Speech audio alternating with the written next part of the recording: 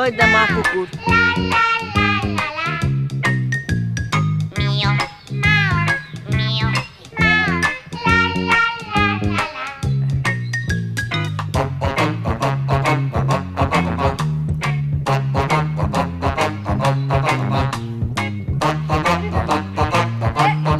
এই ও মা, তোদের ওরা খাবে না?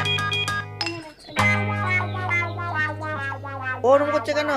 নাক দিয়ে শুকছে, দেখো ধরো ভর করে শুকছে।